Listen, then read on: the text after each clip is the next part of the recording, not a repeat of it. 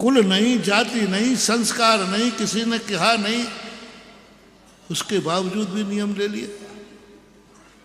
आपके पास ऐसा कोई उसका नियम बता रहा हूं, ऐसा नियम जो तुम्हारे पूर्वजों में कहीं नहीं पाया गया हो, वो एक छोटा सा भी नियम ले लोगे महानुभाव तो चमत्कार हो जाएगा, देवता भी जयकार करने आ जाएंगे। एक नियम लेना है। उस धीवर के लिए कभी आज तक कभी उसने देखा ही नहीं, फिर भी उसने कहा आज तक मेरे परिवार में ऐसा नहीं हुआ, मैं वो नियम लेता हूं, एक मछली का त्याग। कौवे का कभी त्याग ही नहीं हुआ, त्याग नाम की चीज ही नहीं है, त्याग दिया।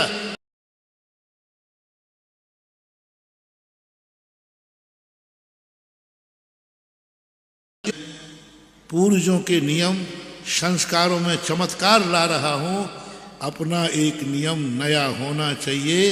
आपको सबको एक नियम नया लेना है। जिस दिन पता चल जाए कि ये नियम तो फलानी पीढ़ी में था, तुम फिर बढ़ा देना, लेकिन एक नया नियम होना चाहिए जो तुम्हारे बाप का नहीं है, तुम्हारे मामा का नहीं है, तुम्हारे दादा का नहीं है, तुम्हारे नाना का नहीं है, तुम्हारे परिवार में बड़ों के किसी के पास नहीं है। वो एक नियम आपको लेना है, जो भी लेना हो ऐसा, जो भी नियम लेना। तो आपका अतीत अच्छा था, वर्तमान भी अच्छा हो जाएगा। एक जोड़ना है, संस्कारों में जोड़ना है, नियम में जोड़ना है, धन दौलत में जोड़ना है।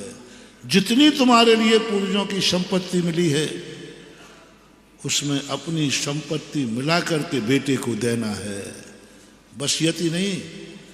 जो राजा पूर्वजों से चला हुआ राज्य दे के जाता है वो राजा निंदनीय होता है। जो पूर्वजों की संपत्ति मिली हुई को बढ़ा करके अपनी संतान को छोड़ के जाता है, वो कुल दीपक कहलाता है, कुल रत्न कहलाता है। पूर्वजों ने तुम्हें कितनी संपत्ति दी है, क्या तुम आगे आने वाले बेटों को उससे अधिक दोगे? कुछ अपनी कमाई मिला के खाओगे? पूर्वजों की संपत्ति खाने का अधिकार तुम्हें नहीं है। जब तक तुम अपनी खुद की कमाई ला करके उसमें नहीं मिलाओ, तब तक आपको वसीयत लेने का अधिकार नहीं, भोगने का अधिकार नहीं। ले तो सकते हो लेकिन भोगोगे नहीं। पहले अपनी कमाई लाओ, नहीं कमाई है तो मजदूरी करो, नहीं कमाई है तो भीख मांग के लाओ, लेकिन जब तक तुम अपनी कमाई उसमें नहीं मिलाओगे, तुम उस पूर्वजों की संपत्ति का उपभोग नहीं कर सकते। यदि करोगे तो जो 7 पीढ़ी का था वो तुम्हारी जिंदे जिंदे रहते सब कोयला बन जाएगा, सब राख बन जाएगा। बहुत बड़ा मोटिवेशन दे रहा हूं, कुछ ना कुछ मिलाओ, 1 रुपया मिलाओ। पूर्वजों ने जो संपत्ति छोड़ी है, मैं उसमें इतना मिला करके अब उसको लेता हूं, अब उसको लेता हूं, अब उसका उपयोग करता हूं। करो, तुम्हारा मिल गया कुछ उसमें कि नहीं मिल गया। सब चीजों में यही लगा लेना, धर्म में भी, नियम में भी यही लगा लेना, ज्ञान में भी यही लगा लेना। कोई ज्ञान ऐसा करो जो ज्ञान तुम्हारे पूर्वजों को नहीं था, जो तुम्हारे पास है। लौकिक ज्ञान की बात नहीं कह रहा हूं, धार्मिक ज्ञान की बात। कुछ इज्जत ऐसी कमाओ जो पूर्वजों की नहीं थी, तुमने इज्जत कमाई है,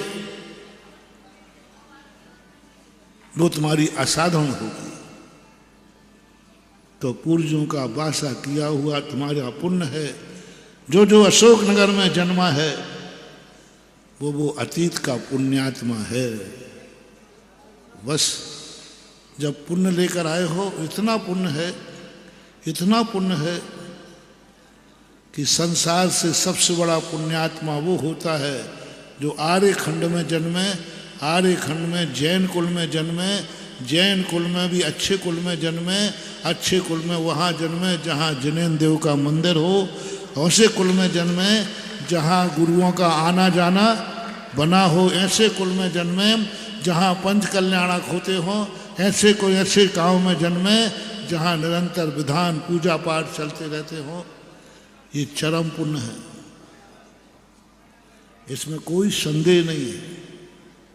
मैं अशोक नगर की पूरी समाज को कह रहा हूँ, तुम सब अतीत की पुण्यात्मा हो, क्योंकि पुण्यात्मा के लिए जो जो लक्षण कहे गए वो आपके पास हैं। पर मैं एक इसलिए आज कह रहा हूँ, कहीं वो सब पुण्य बिला न जाए, कहीं वो पुण्य पाप में न बदल जाए, कहीं ये पुण्य ऐसा ना हो जाए कि आज तुम चरम पुण्य में हो और कब से चरमहीन हो जाओ। इसलिए ये पंच कल्याणक हैं, इसलिए मंदिर हैं। मंदिर में वो इसलिए बनाए जाते मंदिर को कि अतीत में जो इसने कमाया है कुछ वर्तमान में भी कमा ले वे तो इसका बेड़ा पार हो जाए।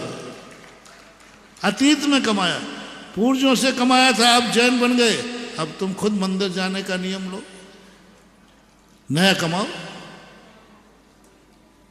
चक्रवर्ती जब मंदिर जाने लगा अभिषेक करने, पूजन करना,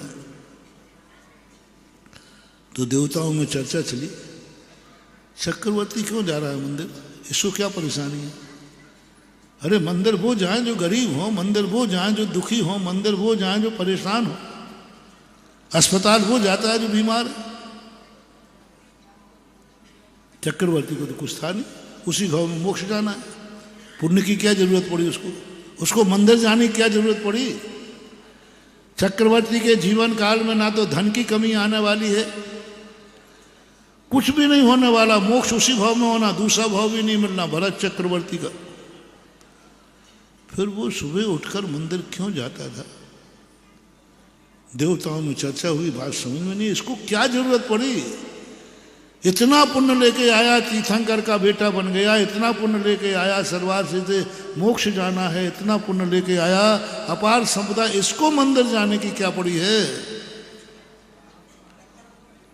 पूज्य वर्जिन सेन स्वामी कहते हैं, चक्रवर्ती कहता है नहीं, पूर्व में हमने जितना पुण्य कमाया है ये सब नाश को प्राप्त हो जाएगा, यदि मैंने वर्तमान में पुण्य नहीं कमाया तो सब नाश हो जाएगा। जय हिंद दोस्तों, अगर आपको मेरी वीडियो अच्छी लगती है तो प्लीज़ मेरे चैनल को लाइक, शेयर, सब्सक्राइब करिए और इसी तरह से अपना प्यार देते रहिए। धन्यवाद।